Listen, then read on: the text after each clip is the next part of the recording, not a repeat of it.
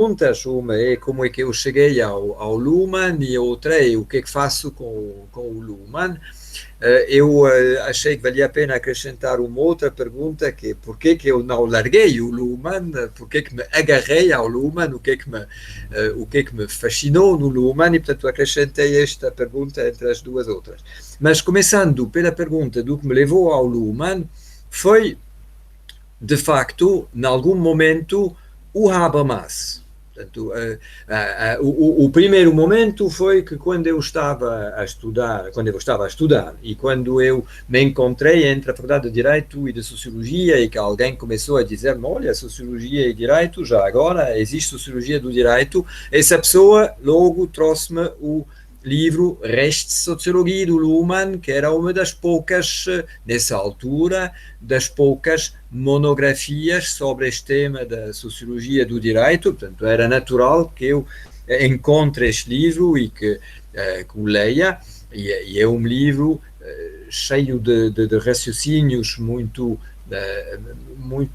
precisos, muito sugestivos, e portanto que já me deixou uma forte impressão. Mas depois isto ficou um pouco mais latente e,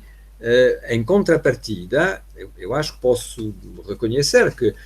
esses raciocínios pareceram-me interessantes, mas não os reutilizei. Em contrapartida, encontrei alguns anos mais tarde o Habermas, enfim, aprofundi o Habermas, e era logo depois da publicação da teoria da atividade comunicacional, em particular a teoria da atividade comunicacional, e essa de facto impressionou-me muito, inspirou-me muito, continuo até agora a pensar que esta intuição da tensão, incompatibilidade entre o funcionamento dos sistemas e algo distinto, que o Habermas chama Lebenswelt, é uma intuição muito, muito válida. E ao aprofundar o Habermas, naturalmente, verifiquei, lembrei-me que para eu entender o Habermas era importante lembrar-se do momento em que ele tinha debatido com o Luhmann, e voltei a este debate, e ao ler, isso é o que me lembrei quando o Carlos André falou do Habermas depois dessas conversas todas, lembrei-me que e de Carlos André dizer que agora está interessado em ir descobrir um pouco o Luhmann, lembrei-me desta impressão de leitura que me fez o Habermas cada vez mais com o passar do tempo, que é, e que tive também a ocasião de refletir como em contactos com leitores franceses do Habermas. O grande problema que os leitores franceses do Habermas têm é que a obra de Luhmann está apenas muito parcialmente traduzido para o francês e é, diria, bastante difícil entender bem o Habermas quando não se conhece o Luhmann. Porque o Habermas desenvolveu a sua teoria, desenvolveu o seu trabalho teórico muito em resposta ao desafio que representava para ele o Luhmann, e nem sempre explicita completamente o que é necessário saber do Luhmann para entender o raciocínio do Habermas. Portanto, a minha aposta é que o Carlos André vai gostar imenso de descobrir mais o Luhmann, porque por essa via também vai provavelmente poder aproveitar melhor o Habermas.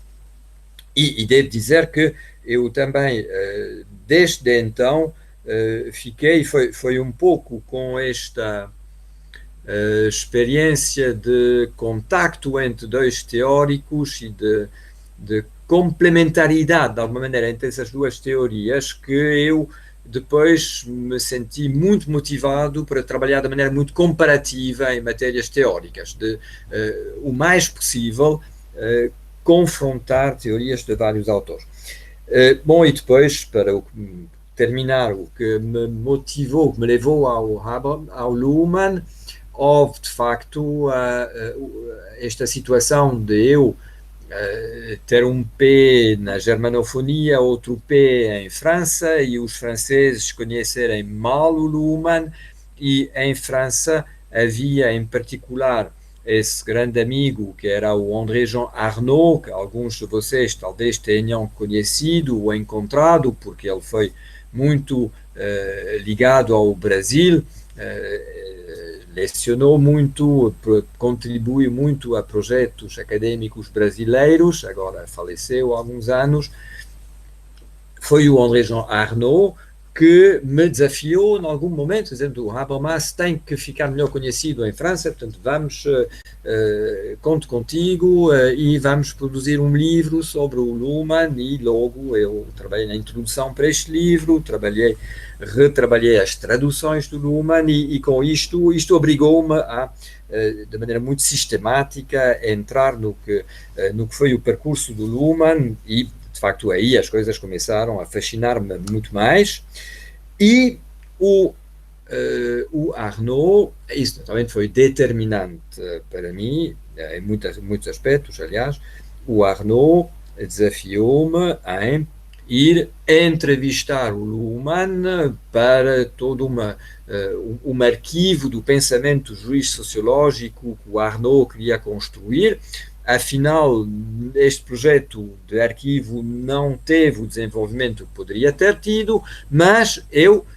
pude encontrar o Luhmann, enfim, encontrei o Luhmann em Ognati, no Instituto de Ognati,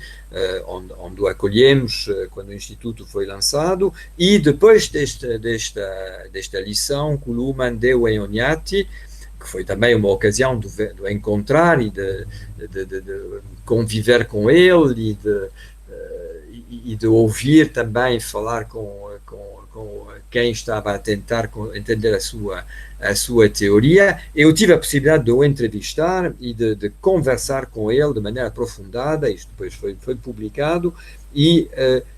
eu, de facto, apreciei imenso além da capacidade de raciocínio, da atenção ao que estava a passar à volta dele,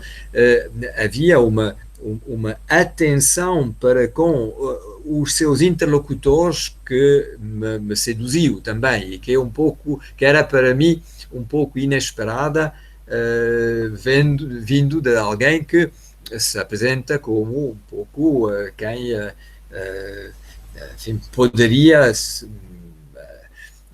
ser um teórico fechado autopoieticamente sobre a sua conceptualização, mas no momento em que expõe a sua conceptualização, é alguém muito comunicativo. Era alguém muito comunicativo. Agora, porquê é que eu depois fiquei a aprofundar o Luhmann e nunca mais o larguei? Aqui, naturalmente, bom, há um conjunto, isso é... Não iria agora esgotar este tema, mas naturalmente a sua teoria tem quantidade de articulações essenciais que são extremamente sugestivas e que convidam para ir pensando com as realidades que encontramos. Eu agora só citaria duas que me acompanharam nestas décadas. Uma é, naturalmente, é nada de muito complicado, mas é esta abordagem, a diferenciação funcional, esta atenção para com o facto de vivermos num mundo social onde há, pelo menos a certos níveis, esferas diferentes. E então, o que é que faz estas diferenças e o que é que se passa nas fronteiras entre essas esferas diferentes, e como é que poderemos fazer tipologias entre essas esferas, como é que essas esferas se cruzam. Há aqui um esquema de raciocínio de que gosto muito, e algo que me levou um pouco mais de tempo eu entender apropriadamente é esse carácter emergente dessas esferas, ou seja, essas esferas não são entidades abstratas, acontece aqui e agora que algo se distingue do resto e algo é produzido que tem características próprias e que, bom, depois até por essas características adquire uma dinâmica própria, essa já complica um pouco o esquema. Portanto, este caráter emergente e a diferenciação, as intuições fortes. Depois, gostei, fascinou-me a coerência entre o procedimento de trabalho e a teoria em si. Terão já ouvido falar naturalmente das tais Zettelkasten, as caixas de apontamentos do Luhmann, que estão em vias de edição, que eu saiba. Portanto, vai haver aí alguma coisa bastante interessante a trabalhar, consultar. Estão a preparar isto em Bielefeld. De facto, esta maneira de dar ao seu próprio trabalho teórico a possibilidade de se desenvolver autopoieticamente, de ganhar existência pela maneira como se estabelecem, independentemente das intenções de um autor, ligações entre conceitos, e essas ligações acabam por fechar conceitos e desenvolver teoria. Há aqui uma homologia entre a ferramenta e a natureza e as principais articulações da teoria que me convenceu, devo dizer. Depois, uma coisa que me impressionou no Luhmann e que me impressionou e que gosto, diria, de recordar do Luhmann hoje em dia é a maneira como no Luhmann temos livros, temos artigos, e aí há que ter um cuidado, é algo que, para quem tem a sorte de poder abordar o Luhmann em alemão, salta à vista. Quem tem traduções tem, infelizmente, boas hipóteses de não ver isto e de ser muito difícil para essa pessoa ver isto. O Luhmann não só publicou quantidade de livros, mas construiu a sua obra. Tem uma obra que se constrói com linhas de trabalho distintas, cada uma com a sua função, e um programa de trabalho, isso é mais conhecido, de 30 anos, uma teoria da sociedade, mas chega lá como? Chega lá por um primeiro trabalho um pouco mais ad hoc, de respostas a pedidos diversos, ao lado do qual vai desenvolvendo uma oficina, que são aqueles volumes sociológicos, Aufklärung, uma oficina conceptual muito com loose coupling entre os artigos, mas 6 volumes sucessivos, com temas que são cada vez mais específicos. O último tema,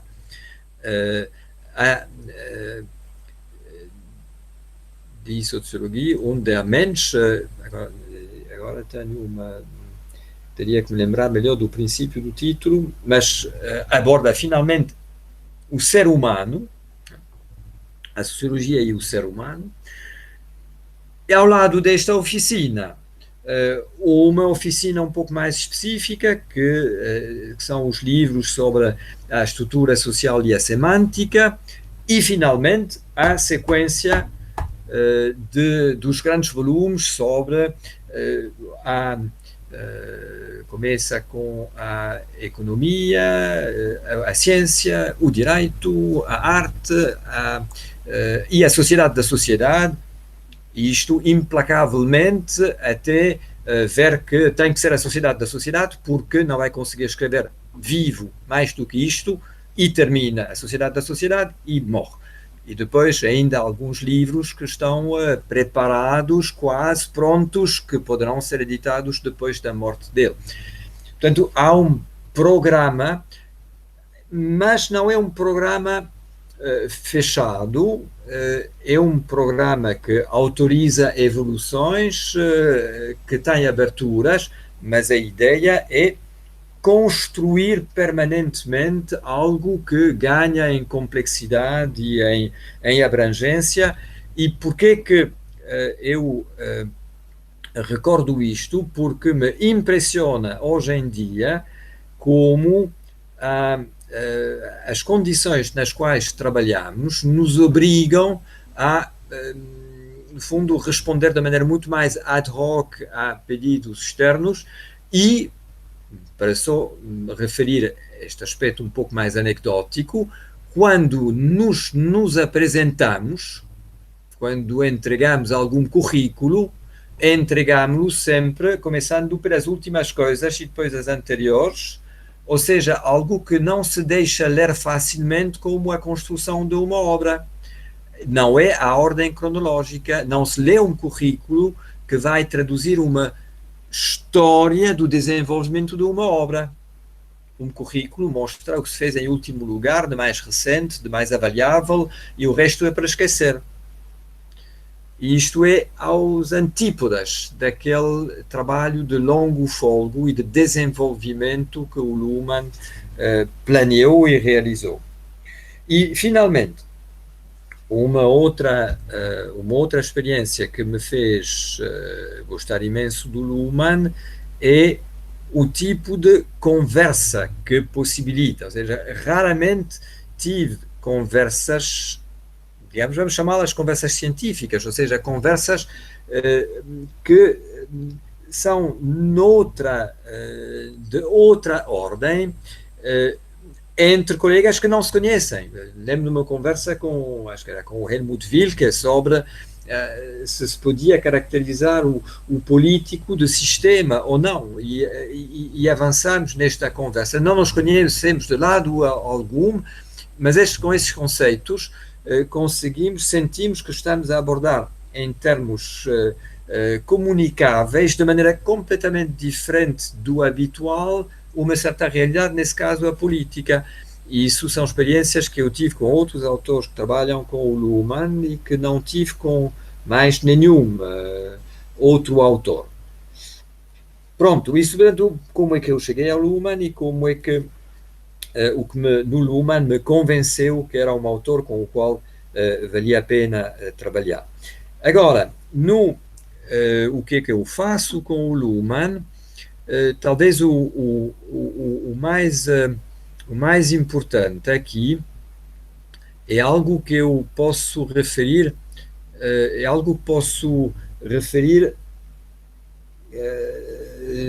lembrando-me de conversas que eu tive hoje de manhã. Portanto, talvez para introduzir, entre aspas, este ponto sobre o que faço com o Luhmann, eu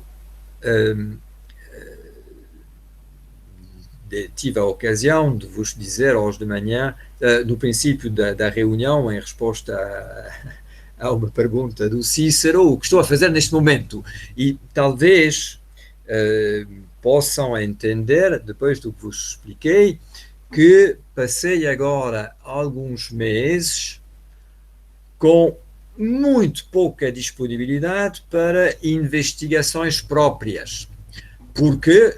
estive sucessivamente a preparar a minha candidatura para aquela coisa alucinante e depois fui aceite, portanto tive que entrar naquela coisa alucinante,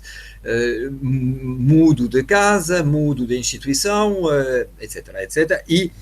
aqui a retomar uma instituição a dirigir e, portanto, dirijo a instituição, isso implica contratar pessoas, negociar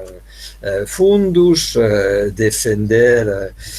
a tal instituição que nem toda a gente defende, etc, etc. Portanto, estamos um pouco longe da investigação. Mas fomos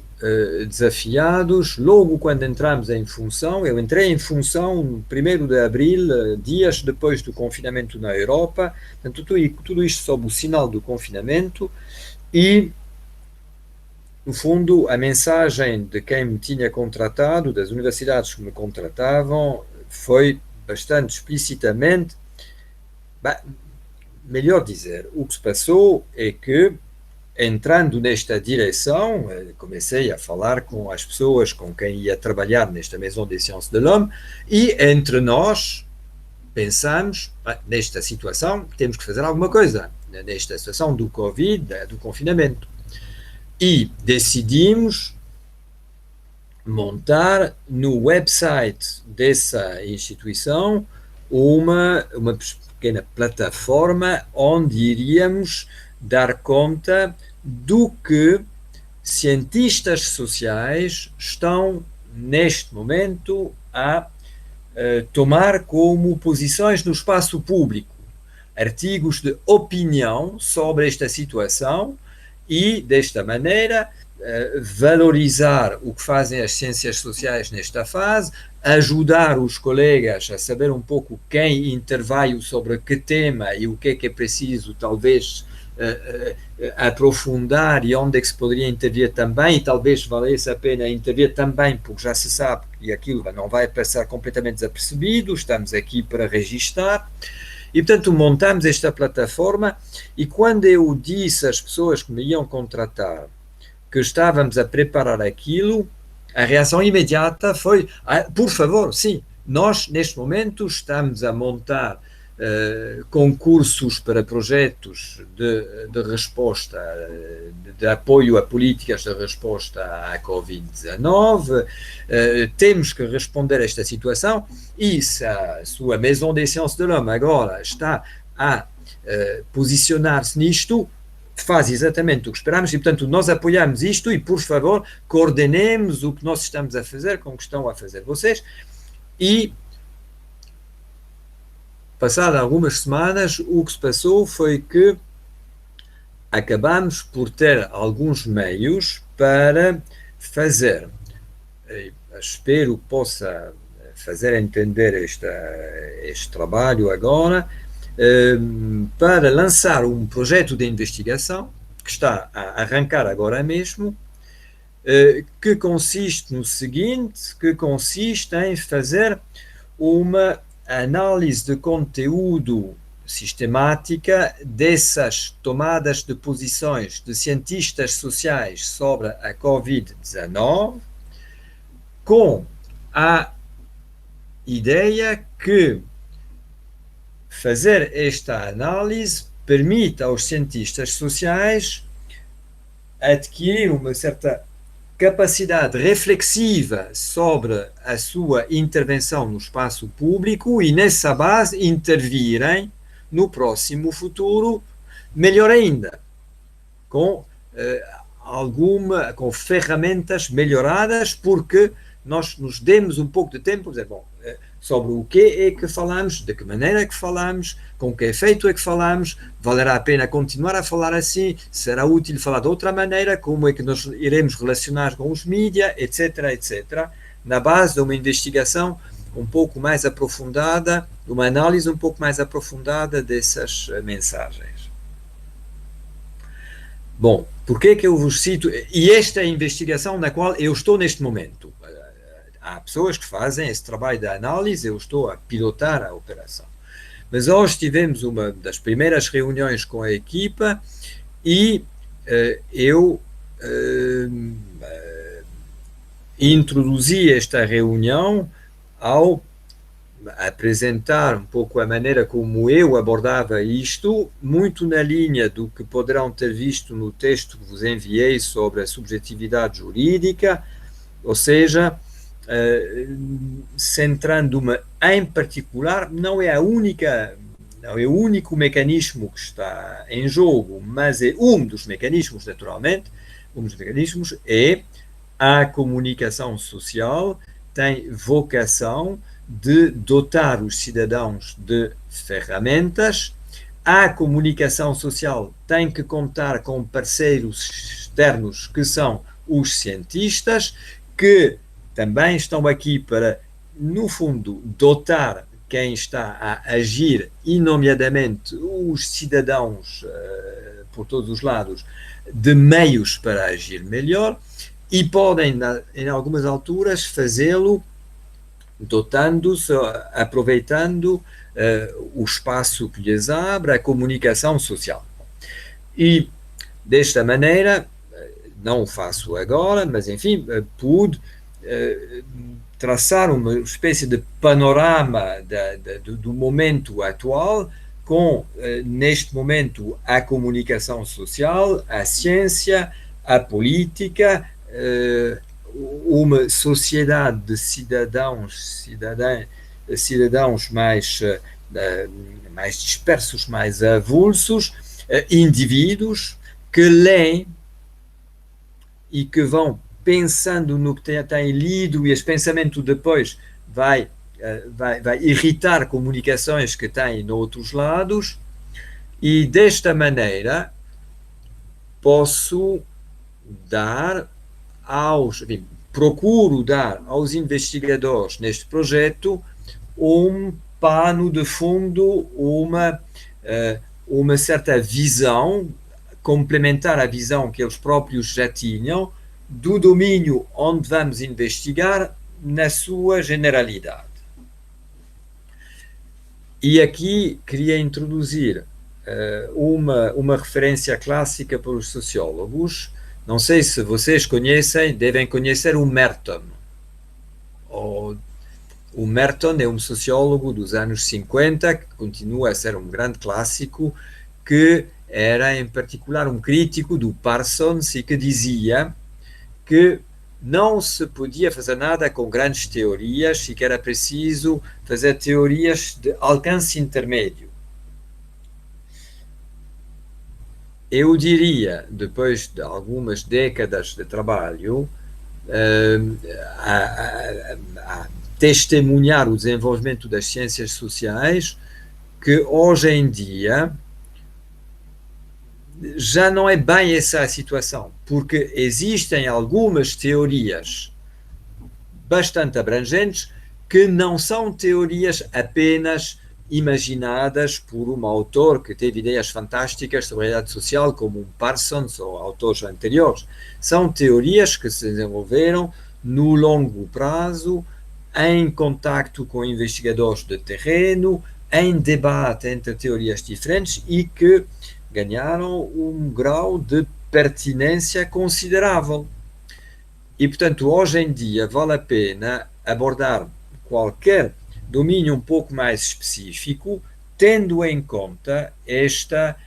visão mais geral que nos oferecem essas teorias da sociedade. Mas, aqui é absolutamente fundamental, isto requer, diria, é a minha experiência, a combinação entre teorias. E pela minha parte, eu aposto essencialmente nesta combinação, que eu acho que o Luhmann capta belíssimamente uma certa característica da modernidade, que é esta maneira de gerar funcionamentos, de gerar espaços, lugares onde as condições são criadas para as coisas se fazerem com especificidades, com ferramentas, com alternativas. O que ele não, eu tenho a sensação que não quis aprofundar, é o que, em algum momento, nesses espaços onde se possibilita cada vez mais ações diferentes e mais sofisticadas, como surge efetivamente, em algum momento, uma ação. Como é que há energia, em algum momento, para algo acontecer. E essa parte, o Luhmann não o aprofunda, e eu vou buscá-lo. Eu acho que uma autora, para mim, muito interessante, acho que foi das que mais sugestivamente teorizaram isto, mais recentemente volta, mas é algo que deveria agora ser retrabalhado, é a Hannah Arendt. A Hannah Arendt tem um dos grandes livros dela, talvez o mais difícil, seguramente o mais difícil, é A Vida Ativa. A sociedade moderna, vida ativa, ou seja, o que é a atividade humana, o que é o humano como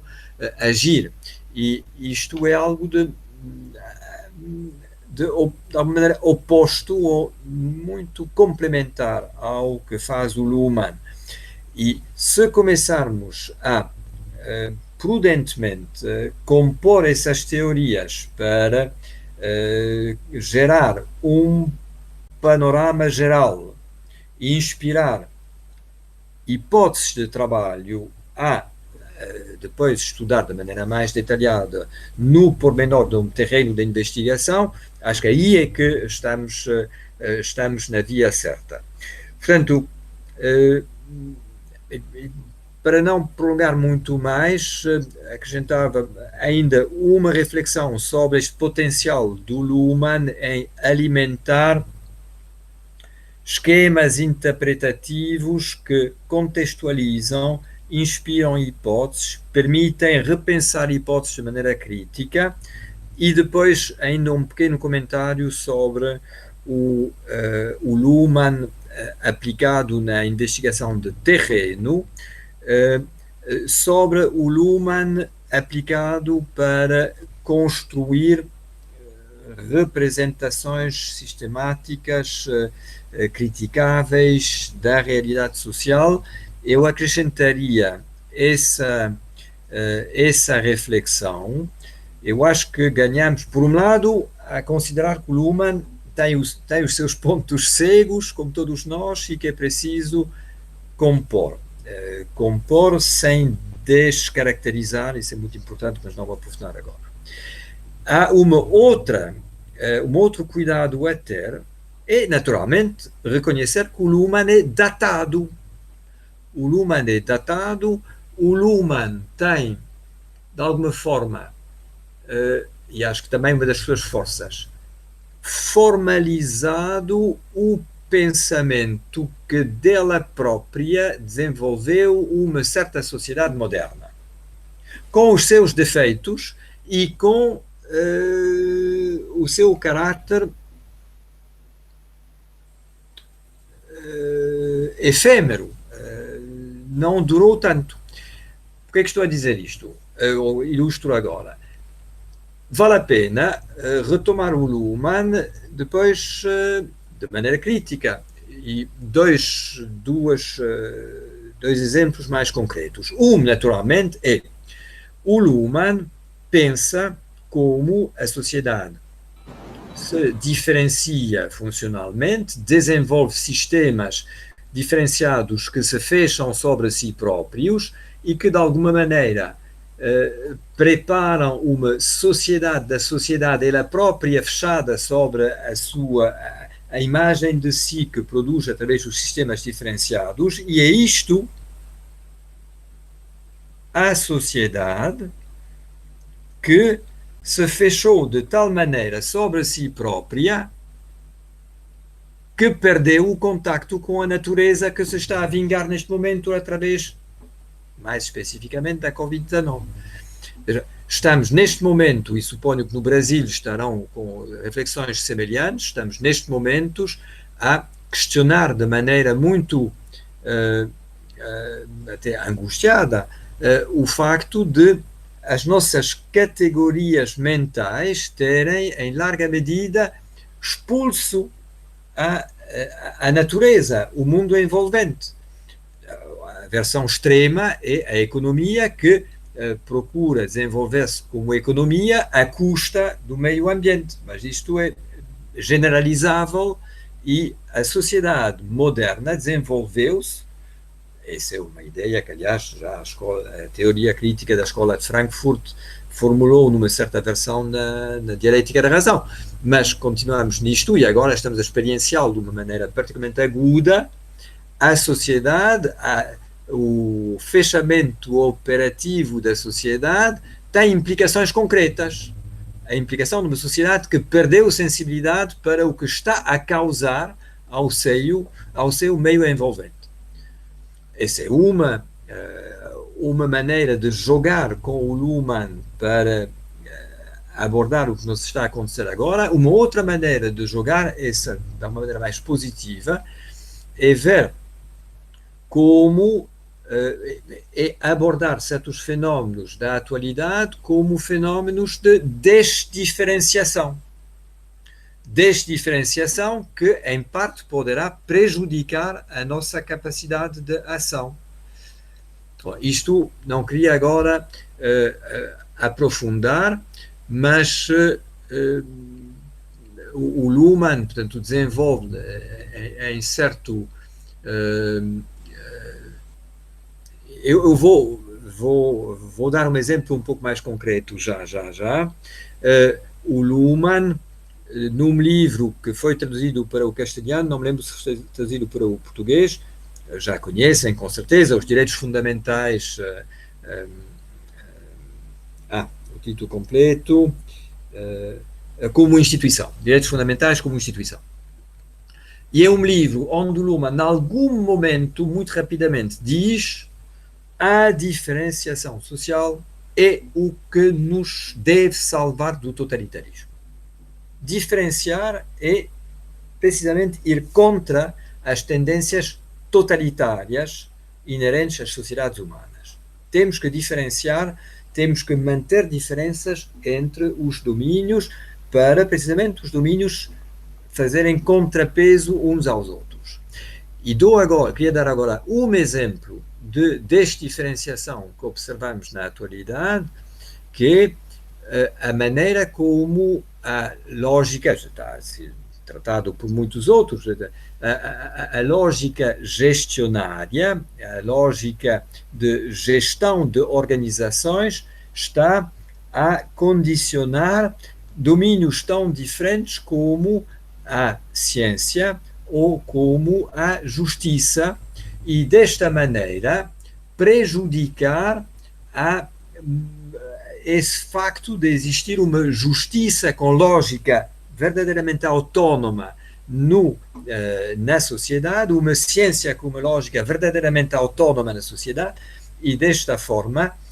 perder-se um mecanismo de equilíbrio entre as forças sociais que talvez tenha prevalecido em alguma fase, mas não vale a pena idealizar. Em todos os casos, isso para ilustrar esta ideia de o Luhmann nos levar a uma certa ideia de diferenciação social que merece ser utilizada também para interrogar-se sobre processos de desdiferenciação. E, finalmente, muito brevemente, sobre aplicações empíricas, pela minha parte, as minhas duas experiências de transposição são uma, essa é fácil de explicar, mas acho que tem um potencial enorme, aquela ideia de os sistemas sociais de comunicação se gerarem pela reprodução nas suas operações de um código binário que identifica o sistema, naturalmente deixa-se traduzir belissimamente em ferramentas de análise de conteúdo e dá uma chave de interpretação. As distinções que são mobilizadas em discursos que pode servir muito bem para orientar análises de conteúdo. Podemos, de facto, abordar um discurso que ouvimos, que gravamos, que podemos retrabalhar como sociólogos, procurando que distinções é que estão a ser mobilizadas, e isto observa-se no texto que analisamos, e através dessas distinções reconstruir como, aqui e agora no texto que temos aqui, a gravação que podemos ouvir, se está a construir um sistema, sendo que, quando começamos a fazer esta análise, verificamos que o Luhmann não tinha excluído isto, mas não complica muito a sua exposição. Na realidade das coisas, os sistemas se misturam, se sobrepõem, funcionam em paralelo, e precisamente são essas sobreposições, essas perturbações que observamos quando começamos a analisar o momento da operação dos sistemas em textos ou discursos. Essa é uma aplicação, e a outra aplicação, essa é mais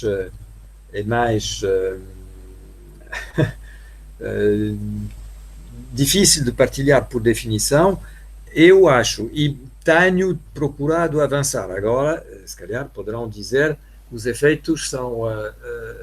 são preocupantes. Mas o Luhmann faz esta distinção, que não tem aprofundado ele próprio o suficiente entre sistemas sociais e sistemas psíquicos. Sistemas sociais e sistemas psíquicos, e tem mostrado, mas não tem aprofundado, de que maneira as nossas sociedades são tornadas possíveis pela articulação entre esses dois tipos de sistemas, isto é, organizado, institucionalizado, e há sistemas inteiros, como a arte, o direito, a ciência, que servem para também esta articulação entre sistemas psíquicos e sistemas sociais. E o Luhmann tem proposto uma conceptualização muito precisa e desenvolvida do que é a operação dos sistemas sociais, tem sido menos preciso quanto à operacionalização dos sistemas psíquicos, e podemos, de facto, penso, há no Luhmann elementos que permitem observar como pensamos e observar como os nossos pensamentos sucessivamente se especificam, desespecificam, e como se conectam e como formam linhas que podem ser bastante efêmeras, mas que acabam por fazer tranças bastante efetivas de consciência, que nos fazem sentir como existindo com a nossa consciência, com alguma permanência, e que reagem ao que nós comunicamos, ao que nos chega de comunicações à nossa volta. E há, penso no Luhmann, acho que é um trabalho que deveria ser feito, que é relacionar a teoria dos sistemas psíquicos que o Luhmann sugere com as neurociências e com o trabalho que fazem as ciências cognitivas sobre os mecanismos, os nossos mecanismos cognitivos, mecanismos de pensamento. Isto é algo que acho que o Luhmann, para o qual o Luhmann abre possibilidades, mas que não são, que ainda deveriam ser aprofundadas. Pronto, seriam estas, acabou por não ser bem nesta fase uma conversa, lamento imenso.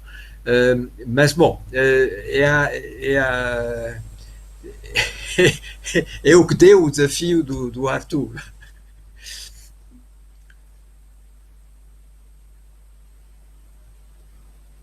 Arthur, dou-te a palavra, talvez para ser mais explícito.